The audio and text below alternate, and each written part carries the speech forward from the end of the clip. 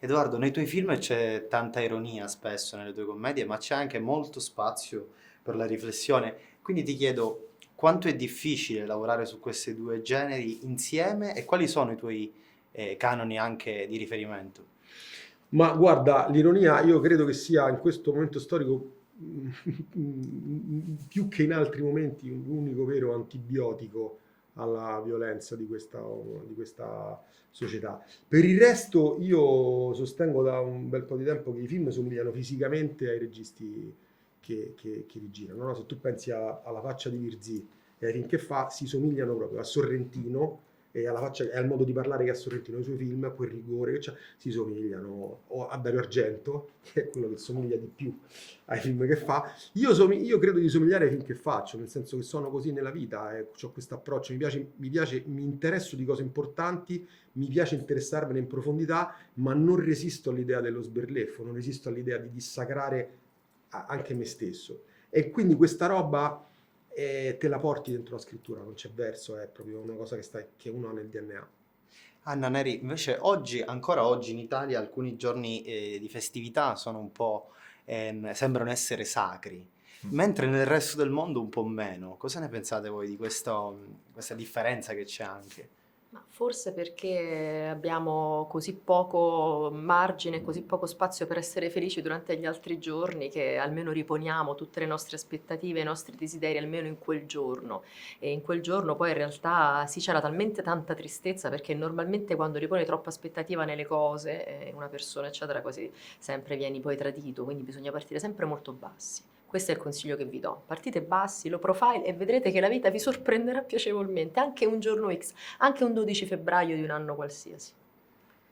Ma forse rispetto alle festività sono un po', non so, i cascami di un certo atteggiamento borghese che abbiamo acquisito, che hanno acquisito le nostre generazioni precedenti, per cui quelle conquiste che erano un po' sinonimo di benessere, eh, di essere giudicati per bene dai vicini, dagli altri, dalle comunità in cui si viveva, adesso poi col passare del tempo sono un po' degenerate perché poi le cose le devi rinnovare, se non le rinnovi collassano su loro stesse, quindi sono diventate più queste feste dei contenitori, dei simulacri in cui si finge di divertirsi, oppure come dicevi prima nell'immagine delle foto felici a fronte di una tristezza, per cui c'è un po' sì, di lotta tra il viverle veramente o l'ipocrisia di doverle vivere perché non puoi farne a meno, quindi ci si dice Buon Natale come si dicono appunto i fratelli così, ma è una parola quasi vuota, non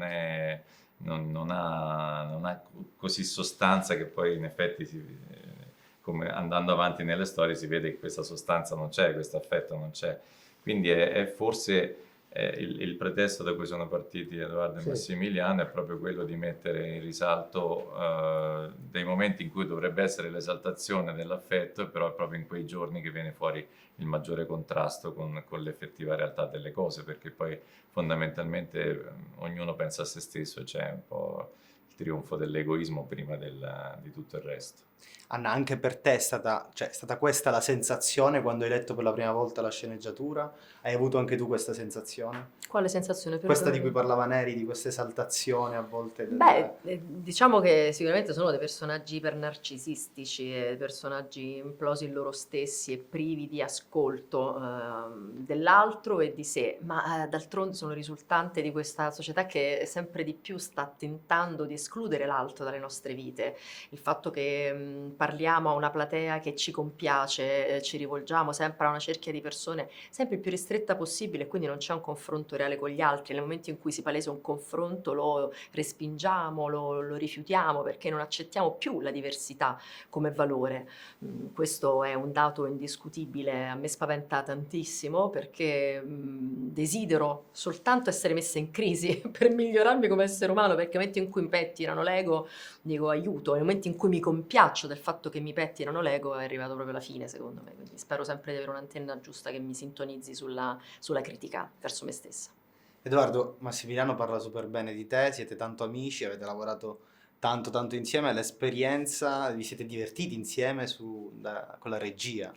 Se dovessi seguire diciamo, il filone di contenuto del film dovrei parlare malissimo di Massimiliano adesso, sarebbe molto divertente fargli questa sorpresa, ma non lo posso fare perché siamo veramente... Al di là dell'amicizia, c'era uno sguardo sulle cose che io vedevo nei suoi film, che lui vedeva nei miei, che era simile, e da lì è nata l'idea di lavorare insieme. Io credo che anche il confronto che abbiamo avuto sulle sceneggiature, sulle idee, nonostante ognuno si è portato dietro il proprio gruppo di lavoro, ci ha migliorato. E io da tanto tempo che lo dico, che ogni tanto quando siamo come dire, un giardino talmente piccolo, quello del cinema italiano, che quando uno ha un pezzettino di terra si chiude là dentro e se lo coltiva da solo. Invece credo sia importante lavorare con gruppi di lavoro, aprirsi ad attori nuovi che ti portano cose diverse, a autori nuovi e secondo me questa esperienza, che consente anche al pubblico di dire mi è piaciuto di più quell'episodio rispetto a quell'altro,